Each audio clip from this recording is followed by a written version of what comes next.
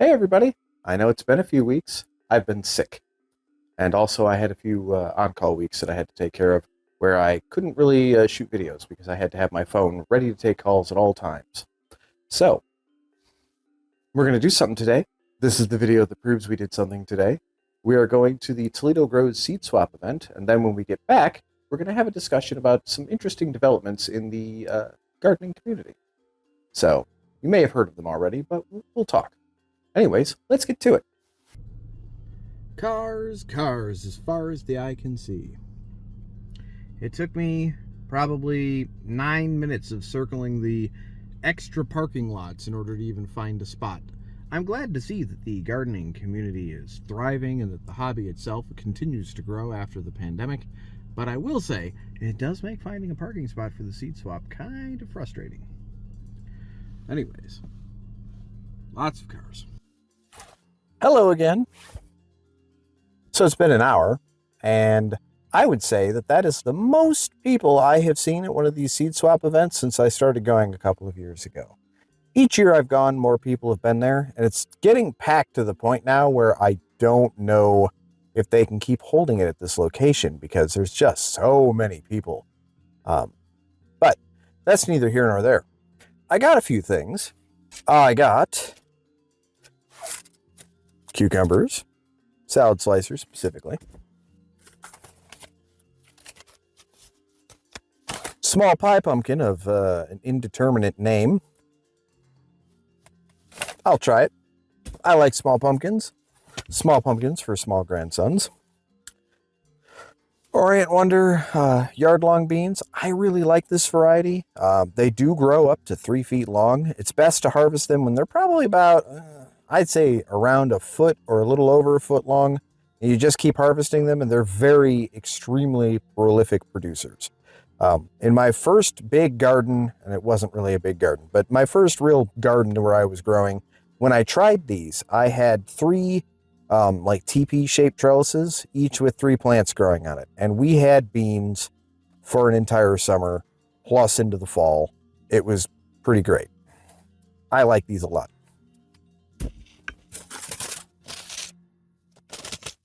More different cucumbers.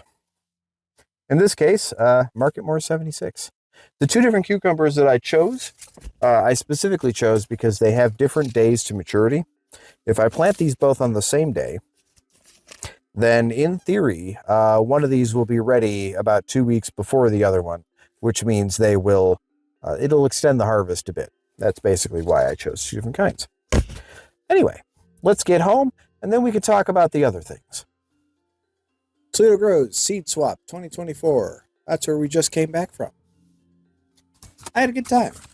I don't generally get that many seeds at the seed swap.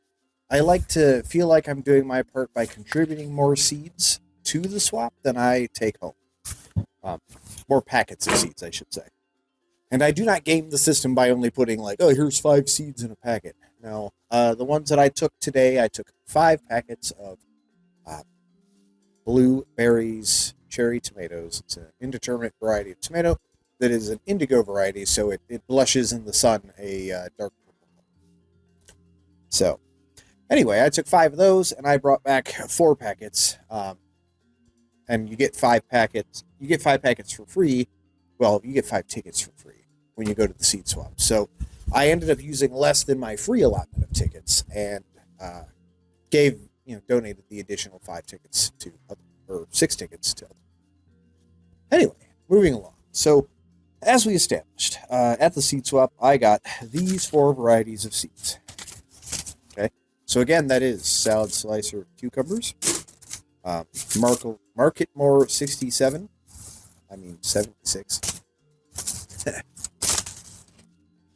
Ha! I screwed that up. Anyway, Marketmore 76. Some type of small pie pumpkin. It doesn't say what kind. And then Orient Wonder yard-long beans. Very nice.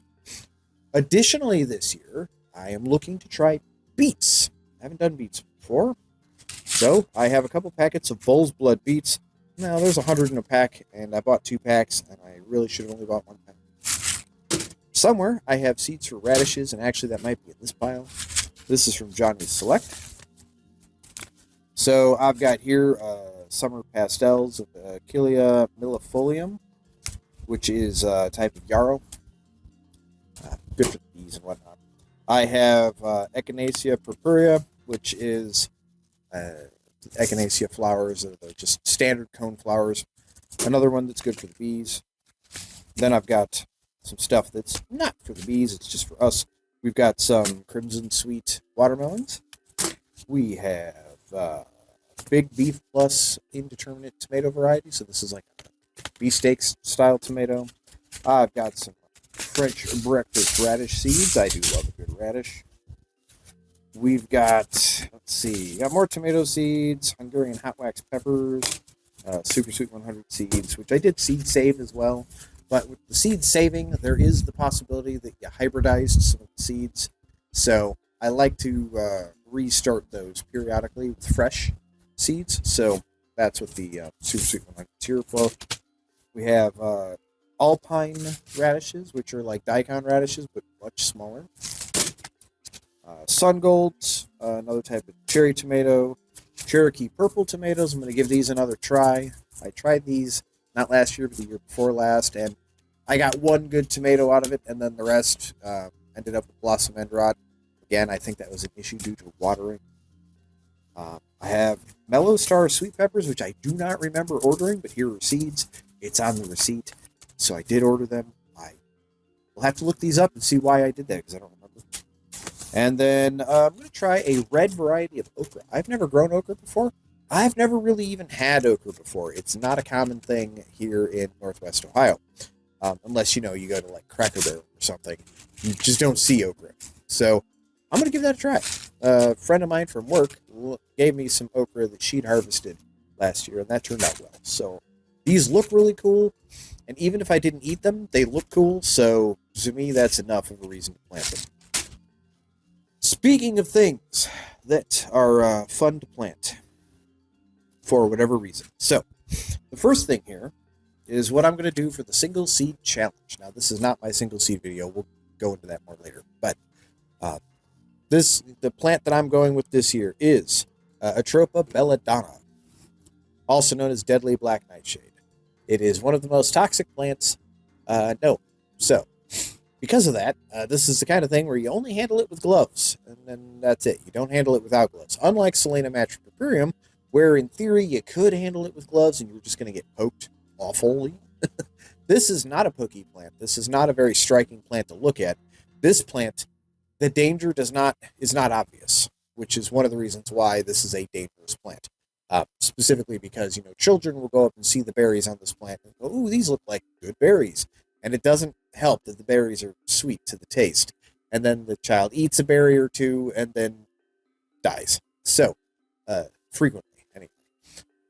It's not great. We don't want that to happen. I've got to if I'm going to grow this, I need to get this out of my system before my grandson is old enough to roam the garden without, constant supervision. So, since he's going to be turning 1 next month, I should have another year or two before I really have to, watch like a hawk. I'm going to watch like a hawk anyway, up until a couple years from now. And then I in theory, should have to watch him like a hawk, just slightly less. And that is where that danger starts to rear its head. So, I'm going to get this out of my system now. I want to try Atropa belladonna because I think it's cool to grow fun, exotic plants. So, speaking of fun, exotic plants and getting on to what is probably going to be involved in the title of this video. Anyway. GMOs and what it means for the garden, right? So there's been a lot of talk recently about the purple tomato. If you're not familiar with the talk of the purple tomato, there's a company that has made a new variety of tomato. And I do mean made, didn't breed a new variety of tomato. They manufactured a new variety of tomato through gene splicing. And it's called the purple tomato. It's a cross between, it's not even a cross, because again, that sort of indicates breeding, and there's no breeding involved here. So, this is where they took some of the parts of the DNA, the genetics from snapdragons, and they have gene spliced that into the DNA for tomatoes. And I don't know what the parent tomato variety is, because I haven't looked into it that far. But this is a GMO plant. Now, prior to this year, it was very easy for us in the home gardening community to not have to worry about GMOs being, GMO plant seeds being given to us or sold to us, because up until this year, it was illegal for any of those to be marketed to home gardeners and sold to home gardeners. You just, if you were a home gardener, you couldn't do it. You had to buy them in enormous bulk, and it was just something you couldn't do unless you were like basically a farmer. Or ranchers probably have access to that too, because maybe they grow their own feed. But anyway, that's neither here nor there. The reason this is interesting and an important thing is because this is the first time that GMO crops have been available to the home gardener in the United States, pretty much since their inception. This has caused, perhaps unsurprisingly, a bit of controversy. And the purple tomato itself is probably fine, right? Like, think about, this is kind of the way I'm looking at it. Like, from the GMO and whether or not it's safe standpoint, okay? GMOs are sort of inevitable in, the home, not the home gardening sphere, but in, like, if you are buying any kind of food that you are not growing yourself, there's a very good chance that GMO is involved. Whether it's GMO feed that was given to the livestock that you're now consuming, whether it's, popcorn that's used in, instant microwavable popcorn or something along those lines, your exposure to GMO is pretty frequent if you're buying food at a grocery store that's not just fresh produce. And even if it's fresh produce, I don't know that there's anything stopping them from selling. I've never looked into that. Is it possible for them to just sell genetically modified produce to consumers? I don't actually know. So, and then on top of that, high fructose corn syrup is made with genetically modified corn. So that is in pretty much everything that is in manufactured food in the United States. So yeah, you're not going to avoid it unless you're growing all your food yourself. And if you're growing all your food yourself, fantastic. Keep at it. If you're not growing all your food yourself, I'm not throwing any sort of shade your way. Growing a ton of food, not a ton, well, maybe literally a ton, depending on the size of your family. Growing a lot of food can be difficult, depending on your conditions, your environment, what kind of garden you can grow. Maybe you don't have a bunch of space like I do, or maybe you have a whole bunch of space, but your dirt is just awful, sand or something.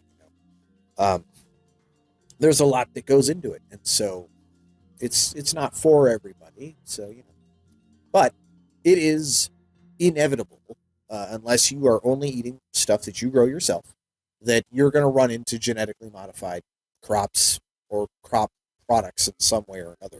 So I'm not terribly worried about GMOs being introduced into the home gardening sphere. I mean, at least right now, it's clearly labeled that they're GMO. Everybody who cares about this pretty much knows about it, courtesy of NPR, and the sudden backlash in a lot of the community against GMO. I will say that there is a long history of genetically modified crops being developed and then kind of used for what is maybe not considered for the good of mankind, depending on how you look at it. And since some of that's subjective, I'm not going to go into it here, but just know that no one's looking at Monsanto and saying yes, they're doing a fantastic job with Roundup killing everything and poisoning crops and wiping out bug populations and all sorts of things like that. So I'm not yay, GMO or anything like that. But on the flip side, I don't think that this one introduction to the garden is really going to cause much of a problem. Do I think that scientists fully understand all of the ramifications of the genetic modification of things? Well, I don't feel that they do, only because the science just isn't quite there yet. I don't mean to say that in the sense that I think it's dangerous. I just don't know that it's safe. Do you know what I mean? It's not It's not that I think something's going to happen. I'm just saying I think something could happen. And we just don't know. I mean, but then again, you take the same sort of risk just driving to work. You take the same sort of risk in drinking any kind of soda or pop or anything like that. So I don't, is it actually important? I mean, I don't know. So anyway, I bring this up because my wife is a bit of a self-described chaos goblin and bought me this. If you can't read it, this is a packet of seeds for the purple tomato. She bought this before I ever even knew about them because she listens to NPR and I don't. So I'm going to do 2 single seed challenges this year. Belladonna, Atropa belladonna will be one of them, and the purple tomato, the GMO crop, will be the other. And I'm going to see just how this plant turns out, how it grows differently from my other tomatoes and non-GMO tomatoes, and just kind of see. And I'm going to try it. I'm going to cut them open. I'll try it. We'll have that on camera. We'll see how that whole thing goes. I don't think it's it's not going to be like a difficult crop to grow. It's a tomato, right? Tomatoes, it's an indeterminate tomato on top of that. So once it starts, it's just going to do its thing unless it gets wiped out by disease. But considering it's GMO, something tells me that might be unlikely. And I forgot to mention, I think, that the reason that they decided to do this with the snapdragons is because they have the gene that they put in here into these tomatoes makes these tomatoes much higher in antioxidants. So in theory, this is a healthier tomato. And again, I say in theory because is genetically modifying crops okay? Like, I don't know. I'm not a scientist. I'm just a gardener. So this isn't advice. This is just my opinion on the matter. Feel free to disagree. I'm just trying to be reasonable about my approach to the whole thing. I drink this. Okay, I drink these with some regularity. This is almost certainly safer than this. That's all I'm saying. Now, is it definitely? No. But then again, who knows?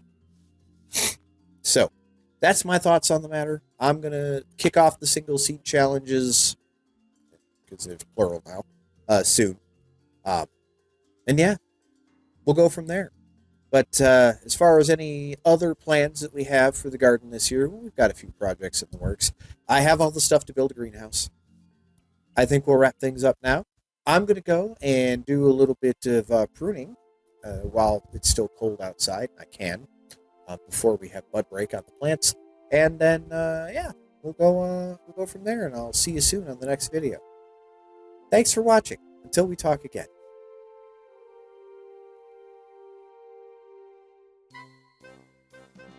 Good afternoon, folks. Nope. Again. Always. This is what happens when you don't script me. I'm going to, we'll have a discussion. Oh, dang it. Ugh. Oh, I wonder how it'll sound. I just noticed that tree is covered in dogs. That's not my tree. That's a walnut tree. Huh. I'm getting distracted, probably because I'm cold.